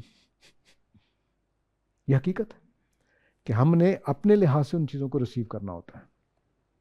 ایسا نہیں ہو سکتا کہ گاندھی صاحب نے جس سینس میں، جس پوری بیک گراؤنڈ کے ساتھ بات کہی ہے، ان کا یہ نالائق شاگرد بھی بالکل اسی معنی میں سمجھ جائے. یہ ہو ہی نہیں سکتا، ناممکنات میں سے. یہ ابھی ہم 5ویں صورت کا مطالعہ کر رہے ہیں اگر میں غلط نہیں ہوں تو. اس سے پہلے ہم نے 4 جو سورہ ہیں وہ کور کر لی ہیں. اس پورے سفر کے اندر حضور کا نام صرف ایک مرتبہ آیا، جو کہ سورہ آل عمران میں تھا، غالباً آیت نمبر 144 144، جس کے اندر ہے ما محمد الا رسول قد خلت من قبلہ الرسل. صرف ایک مرتبہ نام ہے. تو کیا یہ کافی ہے؟ مطلب اگر براہ راست وہی اتر رہی ہے حضور کے اوپر اللہ کی طرف سے، اور بیچ میں حضرت جبرائیل علیہ السلام بھی ہیں، وہ بھی کئی دفعہ خطاب کرتے ہوئے محسوس ہوتا ہے قرآن میں. تو 5 سورہ ہم نے پڑھ لی ہیں اور صرف ایک مرتبہ حضور کا ڈائریکٹ نام لے کر مخاطب کر کے نام آیا ہے. آپ کو نہیں لگتا یہ نا کافی ہے؟ اگر نہیں ہے تو کیوں؟ اور ابھی آپ نے واضح دلیل سے بتا دیا ہے کہ یہ واضح بھی ہے اور اس کے لفاظی کے لحاظ سے غیر معمولی بھی ہے قرآن، اور ساتھ ہی ساتھ کچھ ایسے لفاظی بھی استعمال ہوئی ہے قرآن کے اندر جس سے ہمیں لگتا ہے کہ اتنا بھی شاید غیر معمولی نہیں ہے. مثال کے طور پر اگر آپ کسی پنجابی کو سورہ لہب کا پنجابی ترجمائی کریں گے تو ایسا گمان ہوتا ہے جیسے 2 بازاری عورتیں لڑ رہی ہیں آپس میں، تیرے ہاتھ پیر ٹوٹ جان، تیری بھی ووٹی دا بھی کچھ نہ روے، تیرا ککھ نہ بچے. تو یہ بازاری جو زبان استعمال ہوتی محسوس ہوتی ہے، یہ آپ کو لگتا ہے یہ بھی اپنی ذات کے اندر اتنی ہی غیر معمولی ہے یا اس کے اندر تھوڑا سا معمولی پن ہے؟ شکریہ. جہاں تک آپ کی پہلی بات کا تعلق ہے تو اس میں عرض یہ ہے کہ نبی کریم صلی اللہ علیہ وسلم کا ذکر ہر آیت میں ہوتا ہے، انا ارسلنا کا وغیرہ میں کہہ کر، لیکن نام کم ہونے کا مطلب کیا ہے؟ نام اگر زیادہ ہوتا نبی صلی اللہ علیہ وسلم کا تو مجھے شک پڑ جاتا کہ یہ اللہ کی کتاب نہیں ہے، محمد صلی اللہ علیہ وسلم نے خود لکھی ہے. میں نے جو ادیان پڑھے لوگوں نے جو بنائے ہیں، اس میں ان کا اپنا نام زیادہ استعمال ہوتا ہے، اپنا مقام بلند کرتے ہیں. یہ واحد کتاب ہے کہ جس میں پیغمبر صلی اللہ علیہ وسلم کا نام بھی کم ہے بلکہ عتاب بھی ظاہر ہوا ہے. یعنی پیغمبر صلی اللہ علیہ وسلم پر اللہ کا عتاب بیان ہوا ہے یہاں پر. یہ کوئی بانی، مذہب کا بانی اپنے بارے میں ایسا نہیں کرنے دے گا. تو یہ مجھے تو یہ لگتا ہے کہ زیادہ واضح دلیل ہے کہ یہ محمد صلی اللہ علیہ وسلم کا کلام نہیں ہے، اللہ تعالیٰ کا کلام ہے. رہ گیا آپ کا دوسرا سوال، تو وہ جو آپ نے جس طرح سے ترجمہ کیا ہے وہ تو بازاری بنے گا. ذرا قرآن میں محاورتاً اس کو اٹھا کر دیکھیے. جو ہاتھ ٹوٹ جائے نہیں ہے ترجمہ اس کا، ابو لہب کے سارے ساتھی مارے گئے ہیں، ٹھیک ہے. تبت یدا ابی لہب وتب ما اغنی عنہ مالہ وما کسب. اس کا نہ کوئی مال کام آیا، نہ اس کی کوئی کمائی کام آئی. وہ دوزخ میں جائے گا اور اس کی بیوی بھی اس کے ساتھ ہوگی. کون سی بازاری زبان ہے اس میں؟ وہ ہاتھ ٹوٹنے کا محاورہ آپ نے ترجمہ کیا نہیں ہے. ہاتھ ٹوٹنے کا مطلب ہے ساتھی مارے گئے ہیں، ابو جہل چلا گیا، ابو لہب چلا گیا، اتبا چلا گیا، شیبہ چلا گیا، یہ نکلے تھے میرے رسول کو مارنے کے لیے، سارے فارغ ہو گئے ہیں۔ تو یہ کوئی وہ عربی زبان میں اس کو رکھی ہے اس کے معیار کو، تو کوئی مسئلہ نہیں، اور کیا بات ہے۔ استاد میرے دو سوال ہیں، میں ان کو کنجیکٹو کر رہا ہوں۔ پہلا یہ ہے کہ جو معجزہ ہے وہ پیغمبر کے ساتھ ایسوسیٹ ہے، تو یہاں دیکھنے میں یہ آ رہا ہے کہ حضرت مریم کو بغیر شوہر کے بیٹے کا بیٹا دینا، اور وہ بھی ان کی ڈیمانڈ نہیں ہے، وہ اللہ سے دعا نہیں کر رہی، مانگ نہیں رہی، لیکن پھر بھی اللہ ان کو دے رہے ہیں اور بن مانگے دے رہے ہیں۔ تو یہ جو بن مانگے دینا اور وہ بھی مطلب غیر نبی کو معجزے میں انڈلج کرنا، مبتلا کرنا، یہ سمجھ سے بالاتر ہے۔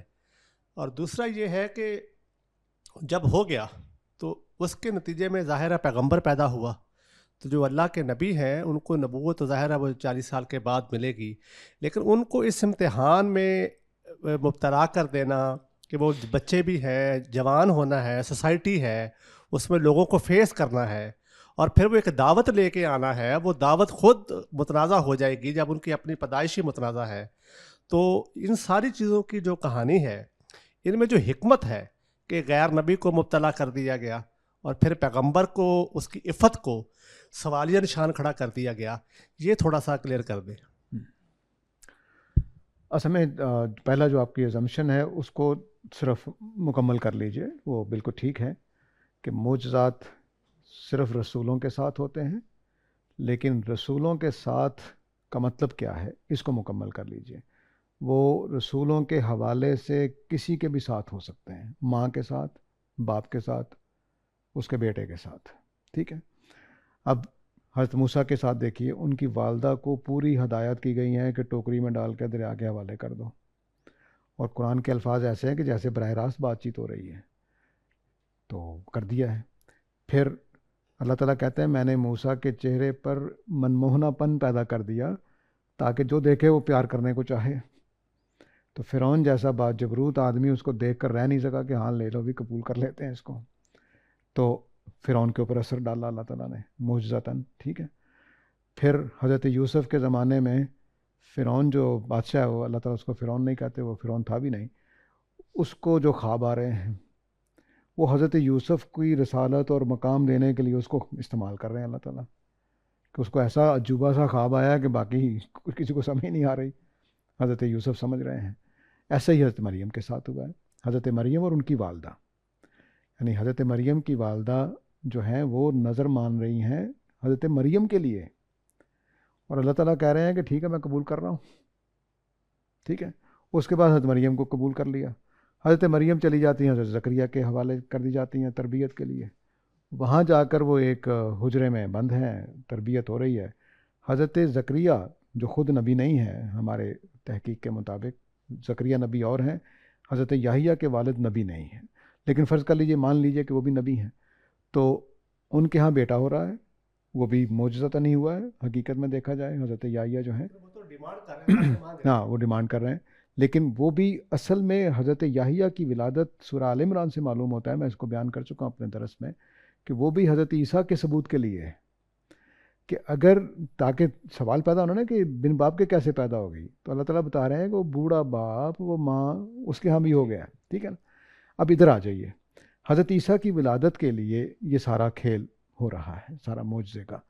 تو حضرت مریم ان کی والدہ، پھر حضرت مریم کا چناؤ، حضرت مریم کا چناؤ، پھر حضرت زکریا کو ان کے پاس آنا، متاثر ہونا، حضرت یحییٰ کا طلب کرنا وغیرہ وغیرہ، یہ سارا کچھ ایک ہی چیز کا حصہ ہے، یہ الگ نہیں کرنا چاہیے۔ یہ حضرت عیسیٰ کے لیے سب کچھ ہو رہا ہے، کیونکہ حضرت عیسیٰ کی پیشین گوئی جب حضرت یحییٰ کی پیشین گوئی آئی ہے تو اس میں حضرت یحییٰ کا کام یہ بتایا گیا ہے کہ وہ بشارت دے گا روح منہ کی، اللہ کی روح سے پیدا ہونے والے رسول کی۔ سر ایک سوال یہاں پیدا ہوگا کہ بظاہر کچھ چیلنج نظر نہیں آ رہا کہ جس کو کاؤنٹر کرنے کے لیے ایسا کر دیا گیا۔ میں وہ چیلنج میں بتاتا ہوں نا، حکمت جو آپ نے پوچھا وہ اب آتا ہوں، تو یہ ہے رسول کے حوالے سے سارا کچھ ہو رہا ہے، یعنی حضرت عیسیٰ کے لیے صرف حضرت مریم کو معجزے نہیں مل رہے ہیں کہ وہ بن باپ کے پیدا کر رہی ہیں، حضرت یحییٰ کی پیدائش بھی ان کی وجہ سے ہوئی ہے، اور جو حضرت مریم ان کی والدہ سب کچھ جو کچھ ہو رہا ہے وہ حضرت عیسیٰ کی خاطر ہو رہا ہے۔ تو پہلی بات یہ مکمل ہوگی کہ رسول کی خاطر کچھ کام دوسروں کو بھی ہو سکتے ہیں معجزات. ٹھیک ہے. دوسرا حصہ جو ہے وہ حکمت کیا ہے. یہود کے اندر نبوت کو ختم کرنا ہے. نبوت کو ختم کرنے کے لیے لازمی بات ہے کہ آخری درجے کا اتمام کیا جائے حجت کا. وہ یہ کیا گیا ہے کہ تم اگر معجزتاً پیدا ہونے والے رسول جس نے بچپن میں گواہی دی کہ میری ماں پاک دامن ہے, مجھے رسول بنایا گیا ہے, ہفتے کا بچہ ہے, وہ بول رہا ہے, گواہی دے رہا ہے, اس رسول کو تم نے نہیں مانا. جس نے مردوں کو زندہ کیا اس کو تم نے نہیں مانا. جس نے کوڑی کو ٹھیک کیا اس کو تم نے نہیں مانا. تو اب میں تمہارے اندر نبوت کیوں بھیجوں؟ یہ ڈیمانڈ ہے پوری اس امت کی. ملت بنی اسرائیل کو فارغ کرنا ہے کہ بس اب تمہاری چھٹی ہو رہی ہے, اب میں دوسری طرف جاؤں گا 571 سال کے بعد. ٹھیک ہے. وہ اس کام کے لیے حکمت اس کی یہ تھی کہ آخری درجے کا معجزہ ہے, تو وہ کر دیا. بس نبوت ختم ہونی ہے, ہمیشہ کے لیے عذاب آنا ہے ان کے اوپر. یہ کام کرنے کے لیے تو پھر اتنا بڑا کام کرنا پڑے گا. تو اس کی حکمت یہ تھی. وہ حکمت حضرت مریم کی نہیں ہے, وہ حکمت حضرت عیسیٰ کی بھی نہیں ہے, وہ حکمت خدا اور ملت یہودیہ کی تھی. اس کے ساتھ جوڑ کر اس کو پوری کو. تو سورہ آل عمران کو دوبارہ دیکھیے گا تو اس میں اس کے اشارات موجود ہیں. کیا مسلمانوں کو فری ول دی گئی ہے؟ جی ہاں, ساری دنیا کو فری ول دی گئی. اس میں بعض اوقات لوگ اس معاملے میں کنفیوز ہو جاتے ہیں کہ بعض جو قانون کی چیزیں ہیں اس میں جبراً روکا جاتا ہے, جیسے شراب پینے سے روک دیا جاتا ہے, یا اگر کوئی پیتا ہے تو اس کو سزا دی جاتی ہے حکومت کی جانب سے, یا اس طرح کی دیگر چیزیں ہیں. تو اس میں پھر سوال بعض لوگ اٹھاتے ہیں کہ اگر فری ول ہے تو پھر حکومت کیوں روک رہی ہے؟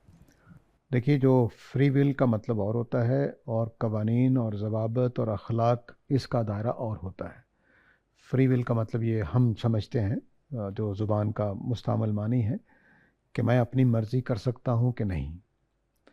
قانونی اور اخلاقی پابندیوں کے باوجود میں اپنی مرضی کر سکتا ہوں. یعنی میرے والد صاحب نے گھر میں روکا ہوا تھا کہ ٹیلی ویژن نہیں چلے گا, بلکہ لینے نہیں دیا, تو لیکن ہم لے تو سکتے تھے.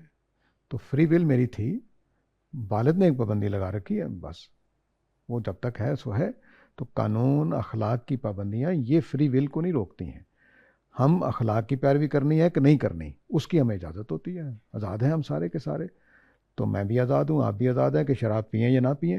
ہم اپنی مرضی سے نہیں پی رہے کیونکہ ہمیں اللہ نے روکا ہوا ہے, اور ہم اپنی مرضی سے پی سکتے ہیں, قانون سے چھپ کے پی سکتے ہیں. ہاں, فری ول تب ختم ہو گئی کہ میرے اندر شراب کی صلاحیت ہی نہیں ہے کہ پی سکوں, یا میں فیصلہ ہی نہیں کر پا سکتا کہ میں پیوں کہ نہ پیوں. تب فری ول ختم ہو گئی.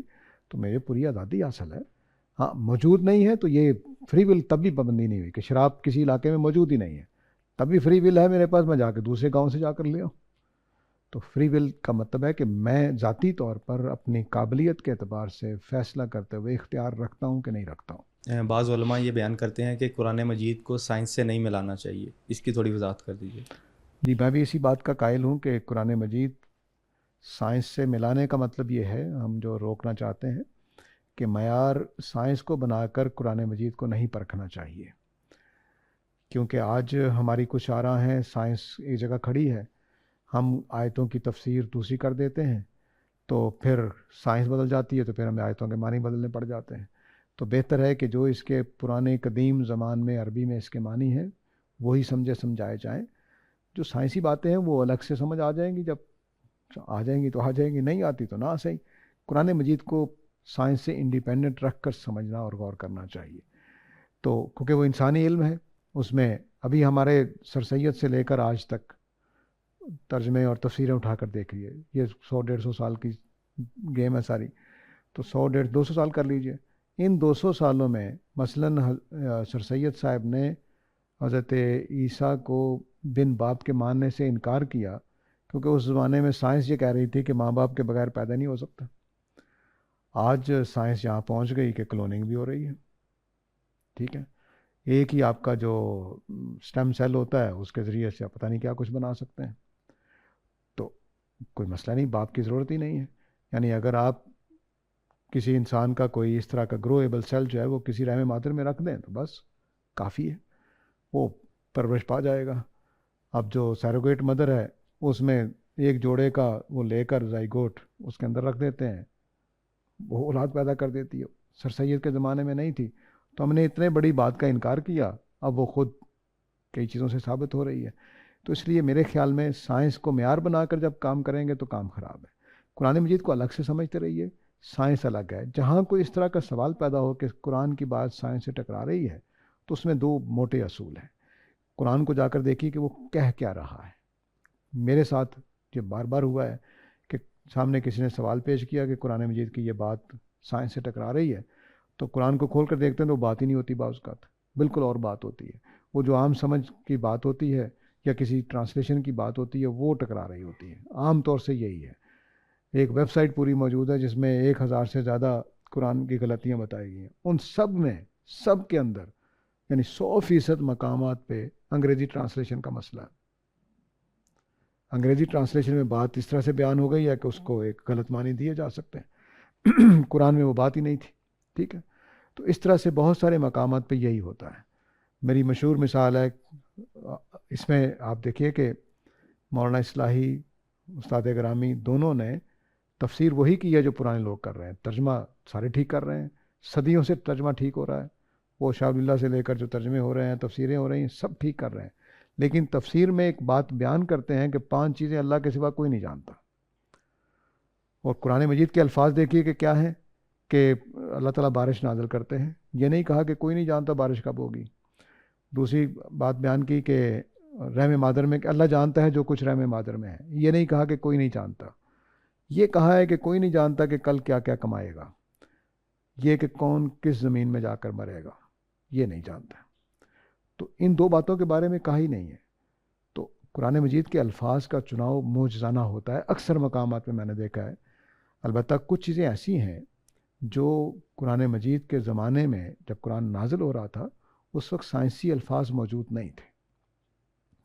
مثلا قرآن مجید کو زائگوٹ بتانے کے لیے بھی پانی کے قطرے کا لفظ بولنا پڑا ہے.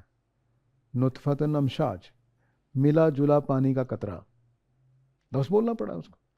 سورہ قیامہ میں, سورہ دہر میں, تو سورہ دہر میں کہا ہے کہ خلق الانسان من نطفۃ امشاج, پانی کے ملے جلے پانی سے پیدا کیا ہے. نطفہ پانی کو کہتے ہیں, ہمارے ہاں دوسرے معنی میں چلا گیا اردو میں. تو پانی ملے جلے پانی سے پیدا کیا گیا. اب یہ تعبیر ہے. اب کوئی آدمی کہے اچھا نہیں فیمیل میں تو ایگ ہوتا ہے, پانی تو نہیں ہوتا. بھئی وہ اس وقت کے لوگ واقف ہی نہیں تھے, دونوں کے لیے ایک ہی لفظ بولتے تھے, تو قرآن نے بول دیا. تو اب یہ اس طرح کی بات ہوگی کہ میں کہوں جی کہ قرآن کہتا ہے کہ سورج ڈوبنے سے پہلے اور سورج ڈوبنے کے بعد نماز پڑھو, اور آپ تبصرہ کریں کہ اللہ تعالیٰ کو پتہ ہی نہیں ہے کہ سورج نہیں ڈوبتا. تو اس طرح کا تبصرہ ہے. میں اس کی مثال دیا کرتا ہوں کہ دل چاہنا, محبت میں دل ہارنا, یہ کوئی سائنسدان بھی یہ بات اس کے بغیر نہیں کہہ سکتا. وہ بھی اگر اپنی محبوبہ کو خط لکھے گا تو یہ لکھے گا میں دل ہار چکا ہوں. یہ نہیں لکھ سکتا کہ میں دماغ ہار چکا ہوں, نہیں لکھے گا. تو یہ زبان کو زبان کے طور پر لینا چاہیے. زبان سائنس میں نہیں ہوتی, زبان کی اپنی سائنس ہے. اس میں غلط باتیں بھی ٹھیک ہوتی ہیں. سائنس کے بالکل الٹ ہوگی بات, وہ ٹھیک زبان میں ٹھیک ہوگی. تو قرآن مجید, اب قرآن مجید نے کہا ذوالقرنین کے بارے میں کہ وجد ذوالقرنین, ذوالقرنین نے پایا کہ سورج سیاہ کیچڑ میں ڈوب رہا ہے. لوگوں نے کہا جی اللہ تعالیٰ کا, وہ حضرت ذوالقرنین کی بات بیان کر رہے ہیں, اور وجدہ لکھا ہوا ہے کہ ذوالقرنین نے پایا. یہ نہیں اللہ تعالیٰ کہہ رہے کہ میں کہہ رہا ہوں کہ سورج کیچڑ میں ڈوب رہا تھا, نہیں, ذوالقرنین نے دیکھا, ذوالقرنین نے پایا.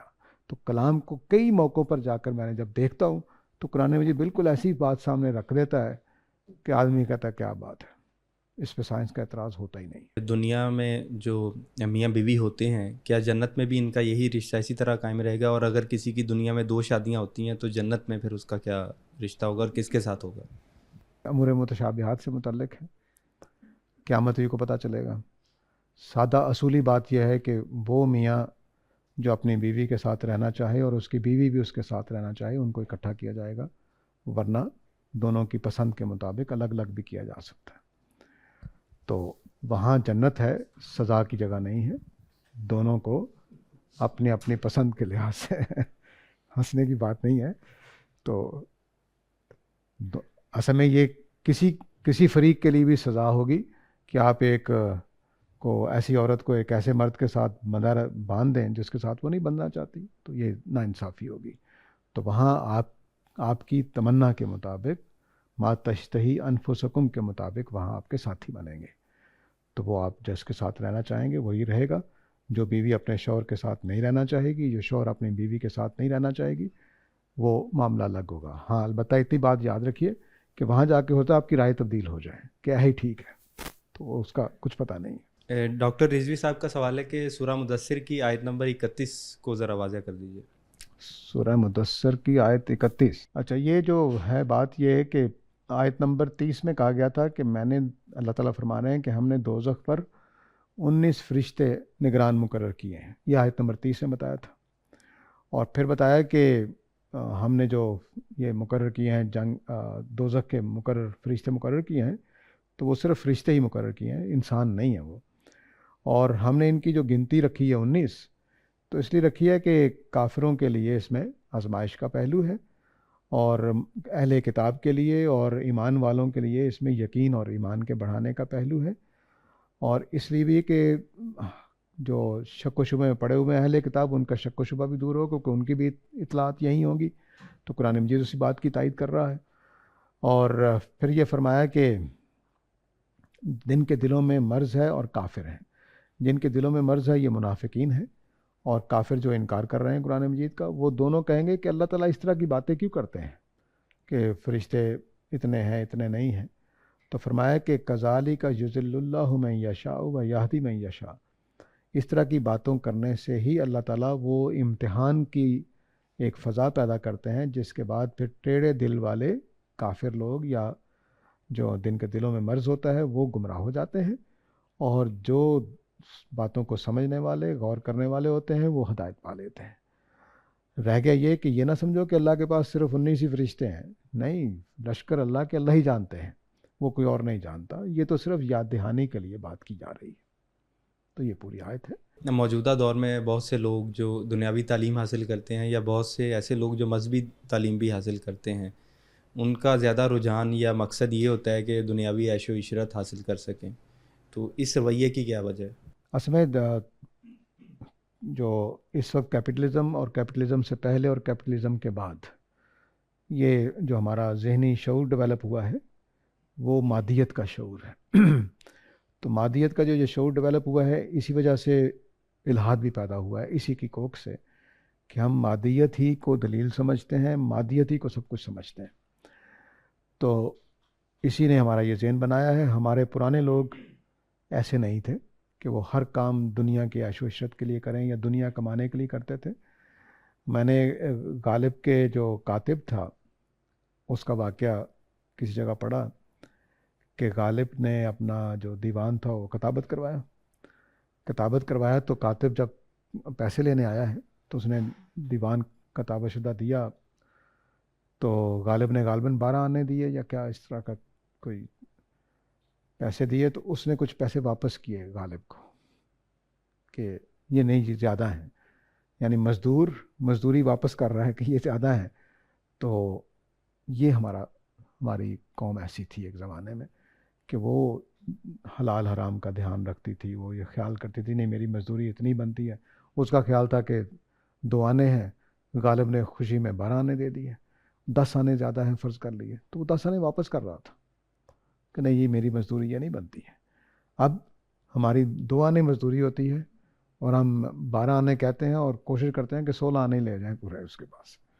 تو یہ فضا بدلی ہے کیپٹلزم کے بعد. کیپٹلزم کا جو ذہنی تصور ہے وہ یہ ہے، جو ہماری ذہن بناتا ہے وہ یہ ہے کہ ہر پہلو سے تم نے پیسہ کمانا ہے، حلال ہو حرام ہو. اب دیکھیے صرف میڈیسن کو دیکھ لیجئے کہ ہمارے بچپن میں شوگر 250 غالباً ہوتی تھی. 250 ہو تو نارمل ہے، اس سے اوپر ہو تو شوگر ہے. اب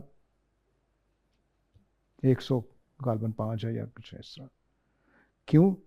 کیونکہ شوگر کے مریض کم تھے 250 میں، دوائیاں بکتی نہیں تھیں، تو ہم نے دوائیاں بیچنی ہیں. تو کیپٹلزم اس طرح چلتا ہے، اس نے دوائیاں بیچنی ہیں. اب آپ کو بیمار نہیں ہے تب بھی آپ کو بیمار قرار دیا جائے گا کہ آپ کی شوگر 100 سے اوپر ہو گئی ہے، فٹافٹ دوائی لائیں، ہر روز آپ یہ گولی کھایا کریں. تو آپ کو مریض بنا دیں گے, دوا بیچیں گے تاکہ کمپنی کو پیسے حاصل ہوں. معذرت کے ساتھ اگر کوئی میڈیسن والا ہے تو معذرت چاہتا ہوں, لیکن اوپر بیٹھے ہوئے لوگ ایسا ہی کر رہے ہیں. بہت ساری چیزیں جو آرام آ سکتی ہیں وہ اب فضائی میں موجود نہیں ہیں. ہمارا اعتماد خراب کیا گیا دیسی ٹوٹکوں پر. میں ان کچھ کی بات نہیں کر رہا ہوں جو دیسی ٹوٹکے زکام ٹھیک کر دیتے تھے, نزلہ ٹھیک کر دیتے تھے, اب وہ بھی ہماری سوسائٹی سے نکلتے جا رہے ہیں. لوگ اعتبار ہی نہیں رہا. تو تاکہ ان کی دوا بکے, اور دوا آپ کو ہر چیز کی کوئی نہ کوئی بنا کر پیش کر دیں گے. یعنی مجھے نہیں یاد میرے والد صاحب نے کبھی کوئی دوا مستقل کھائی ہو, اور میں پچھلے 15 سال سے کھا رہا ہوں. بلڈ پریشر کی بھی کھا رہا ہوں, 2000 سے کھا رہا ہوں, اور اب وہ دل کی جو دھڑکن ہے اس کے لیے بھی انہوں نے ایک دوا دے دی ہے, وہ بھی شام کو روزانہ کھانی ہے. تو کتنی بدقسمتی ہے انسان کی کہ وہ سادہ زندگی گزارنے کے لیے اب آدمی کیا کرے. ڈاکٹر یہی کہتے ہیں کہ تمہارے لیے بڑی خطرناک ہے اگر نہیں کھاؤ گے تو میری جو ہارٹ بیٹ ہے وہ 80-85 رہتی ہے. انہوں نے کہا نہیں نیچے رہنی چاہیے. پتہ نہیں کیوں رہنی چاہیے, مجھے نہیں پتا, میں نارمل محسوس کرتا تھا, لیکن انہوں نے دوا دے دی ہے کنکور غالباً, اور بلڈ پریشر کی دوا ہے. تو بلڈ پریشر کتنا زیادہ ہوتا ہے, پرانے لوگوں نے لکھ رکھا ہوا ہے مجھے پرانی کتابوں میں, جو بلڈ پریشر جب دریافت ہوا ہے تو وہ بھی دونوں کا مجموعہ اگر 250 ہو تو کوئی خطرے کی بات نہیں ہے. دونوں کا مجموعہ 250 ہو, یعنی نیچے والے بلڈ پریشر کا اوپر والے بلڈ پریشر کا 250 ہو تو کوئی خطرہ نہیں ہے. اب ہمارا کیا سٹینڈرڈ ہے, 80 ایک ہے اور 120 200, 50 نیچے لے آئے ہوئے ہیں تو صرف دوا بیچنے کے لیے. تو یہ دنیا کمانے کی دنیا ہے. تو ہماری جو امت مسلمہ ہے وہ بھی اسی بہاؤ میں بہہ گئی ہے. اب وہ بھی کمانے ہی کے لیے پڑھتی ہے, کمانے ہی کے لیے. پہلے لوگ علم کے لیے پڑھتے تھے, باقی جو کام سیکھنا ہے ہنر سیکھ لیا وہ ٹھیک ہے کر لیا. تو اب علم کی قدر ختم ہو گئی. میں 2-3 یونیورسٹیوں میں پڑھایا ہے. لمز یعنی جیسی یونیورسٹی میں نے 2 سمر کے پروگرام پڑھائے ہیں, تو مجھے وہاں پر بھی یہی فضا نظر آتی کہ علم نہیں ہے. ہاں کچھ لڑکے وہاں لائق ہوتے ہیں, لیکن وہ لائق یہی کہ ڈگری لینے والے لائق, بس. یہ دکھ ہے. ہمارے بچپن کا علم اور اب کا علم کا تصور بہت ڈفرینٹ ہے, بہت ڈفرینٹ ہے. سرمد صاحب کا سوال ہے کہ قرآن مجید کے لیے دلیل دیجیے جس سے ثابت ہو کہ یہ خدا کی واقعی کتاب ہے, اور اس میں وہ خاص طور پہ کہتے ہیں کہ اس میں یہ بات نہ کیجیے گا کہ یہ 14 سال سے محفوظ ہے اس لیے خدا کی کتاب ہے. کوئی لاجیکل جواب دیں. یہ دور جدید کی ایک مصیبت ہے. لاجک کس کو کہتے ہیں؟ میری, آپ کی, کس کی logic? Western logic, eastern logic, پرانے زمانے کی لاجک. اب دیکھیں علم کلام جو ہمارا تھا پرانا, اس کے اندر کوئی 10-15 بدیہات مانی جاتی. بدیہات ان باتوں کو کہتے ہیں جس کے ثبوت دینے کی ضرورت نہیں ہوتی. دور جدید میں ساری کی ساری اڑ گئی, ایک بھی بدیہی بات باقی نہیں رہی, ہوا ہو گئی. اب آپ کو ان کو بھی ثابت کرنے کے لیے دلیل دینے پڑتے ہیں اور وہ ثابت نہیں ہوتی. تو لاجک کوئی چیز نہیں ہے. اصل چیز 2 ہیں ہمارے پاس, ایک ہمارا عقلی شعور اور ایک ہمارا فطری شعور. ساری کی ساری سائنس, سارے کا سارا جغرافیہ, سارے کی ساری فلسفہ, سارے کا سارا علم کلام انہی 2 چیزوں سے پھوٹتا ہے. نمبر 1 عقلی شعور ہمارا, نمبر 2 فطرت. سارا علم اسی سے پھوٹتا ہے. انسانوں نے جو کچھ لکھا ہے آج تک ان 2 چیزوں کی پیداوار ہے. نمبر 3 چیز وہ آپ کی کائنات ہے جو آپ کا علم کا ماخذ بنتی ہے. تو ہم کائنات کو غور کرتے ہیں, عقل اور فطرت سے اس کو سمجھتے ہیں. ٹوٹل یہ کام ہے. اور یہ ساری کتابیں جو یہاں بھری ہوئی ہیں, آپ کی امریکہ کی کانگریس لائبریری میں کہتے ہیں کہ دنیا میں سب سے زیادہ کتابیں وہاں ہیں, وہ بھی ساری انہی 3 چیزوں کا پروڈکٹ ہے. عقلی شعور, فطری شعور, پلس کائنات سے جو معلومات ہمیں حاصل ہوتی ہیں. اس سے زیادہ کچھ نہیں ہے. اس کے دائرے میں رہ کر خدا ثابت ہوتا ہے. اس سے باہر نکل جائیں, خدا ثابت نہیں ہو سکتا. خدا کیا, میں آپ بھی ایک دوسرے کو ثابت نہیں کر سکتے. میں آپ کا انکار کر دوں تو آ کر کسی دن بیٹھ جائیے گا, آپ مجھے میرے اوپر, میں آپ کو آپ کے اوپر ثابت نہیں کر سکتا اگر کوئی انکار کر دے تو. تو اب آ جاتے ہیں کہ قرآن کا ثبوت کیا ہے. تو قرآن کے ثبوت عقلی اور فطری ہیں. یہ دلیل جو آپ نے کہا ہے کہ یہ دلیل نہ دیجیے گا، یہ بھی ایک دلیل ہے، لیکن میں اس کو چھوڑ دیتا ہوں۔ قرآن مجید اللہ کا کلام ہے، یہ جس طرح سے ثابت کیا گیا ماضی میں عہد نبوی میں وہ بھی دلائل چھوڑ رہا ہوں، کیونکہ آپ کہہ دیں گے کہ وہ ماضی کا قصہ ہے، ٹھیک ہے۔ قرآن مجید نے ایک استدلال دیا ہے کہ قرآن مجید میں کوئی تضاد نہیں ہے۔ ایک کتاب 23 برس کے عرصے میں لکھی گئی ہے، اس میں کوئی تضاد نہیں ہے۔ تضادات، اگر آپ پہلے ایک سوال کے جواب میں موجود تھے تو میں نے بتایا کہ جتنے بھی اعتراضات قرآن پر ہوئے ہیں وہ انگریزی ٹرانسلیشن، اردو ٹرانسلیشن سے پیدا، وہ جو کہ وہ ویب سائٹ انگریزی کی ہے تو اس کے سامنے پکتال اور کیا دوسرے نام ہے محمد علی اور ان کے تراجم ہیں، تو اس وجہ سے وہ جو انگریزی میں جو تعبیر کرتے ہوئے ظاہر ہے کہ ایک زبان سے دوسری زبان میں جاتے وہ ترجمے اچھے ہیں، لیکن وہ ایک تعبیر دوسرے معنی میں چلی جاتی بعض اوقات، تو وہ وہاں سے سوالات پیدا ہوئے ہیں۔ تو قرآن مجید میں پچھلے 30-35 برسوں سے میں اس کو پڑھ رہا ہوں، بہت سارے اعتراضات میرے سامنے آئے، ہر جگہ پہ وہ تضاد کوئی ثابت نہیں ہوا۔ دوسری بات یہ کہ علمی غلطیاں اس میں نہیں ہیں۔ میں ابھی ایک سوال کے جواب میں عرض کر رہا تھا کہ تورات میں لکھا ہوا ہے کہ حضرت یوسف کے زمانے کے فرعون نے ایسا کہا، قرآن مجید نے وہاں بادشاہ کا لفظ استعمال کیا ہے، اور اب جو تاریخ مصر کے سامنے آ رہی ہے اس میں حضرت یوسف کے زمانے کے بادشاہ مصر اپنے آپ کو فرعون نہیں کہلاتے تھے، نہیں کہلاتے تھے۔ تو قرآن مجید اتنی باریک باتوں کا خیال رکھتا ہے، علمی غلطی آپ اس میں سے نہیں نکال سکتے۔ تو یہ دوسری دلیل ہے۔ تیسری دلیل یہ ہے کہ انسانوں کی طرح اس میں ارتقاء نہیں ہوا۔ ارتقاء ہونے کا کیا مطلب ہے کہ مثلا شروع میں نبی کریم صلی اللہ علیہ وسلم جب کلام لکھ رہے تھے تو ذرا نئی بات تھی، مشقیں ابھی پوری مشق نہیں ہوئی تھی، کمزور جملے تھے۔ اس کی مثال اقبال سے لے لیں، اگر آپ کمپیریزن قرآن سے تو نہیں ہو سکتا لیکن سمجھانے کے لیے کرنا ضروری ہے کہ بانگ درا دیکھیں تو اقبال نہیں لگتے۔ مثلا اس میں اس طرح کے شعر ہیں کہ تمہارے پیامی نے سب راز کھولا، خطا اس میں بندے کی سرکار کیا تھی۔ تو اس طرح کے عام شاعروں والی شاعری اقبال کی شاعری نہیں لگتی، لیکن بانگ درا معلوم ہے کلام اقبال کی کتاب ہے۔ اس کے بعد بال جبریل ہے، تو شاعری کا مضمون بھی بلند ہو گیا، زبان کی چاشنی، مٹھاس، شعری حسن، تشبیہات، کس پہلو سے بھی آپ اٹھائیں ایسے لگتا ہے کہ کیا بات ہے۔ اور اس کے بعد چلے جائیں بال جبریل میں تو زبان بے مزہ ہو گئی ہے، مضامین ترقی پا گئے ہیں، اقبال اور میچور ہو گئے ہیں اور سنجیدہ مضامین آ گئے ہیں، لیکن زبان بے مزہ ہو گئی ہے، شاعری لگتی نہیں ہے، ایسے لگتا ہے کہ نثر میں کوئی تقریر ہو رہی ہے۔ تو قرآن مجید میں آپ کو یہ چیز نظر نہیں آتی کہ پہلے ترقی ہو رہی ہے، پھر ٹاپ پہ پہنچے ہیں، پھر زوال کا شکار ہو گئے۔ نہیں، ایسا نہیں ہے۔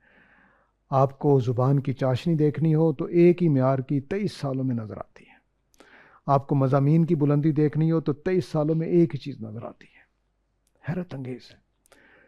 تو یہ 2-3 اور بھی بہت سارے دلائل ہیں لیکن ٹائم لمبا ہو جائے گا، تو ان پر غور کرتے رہیے گا۔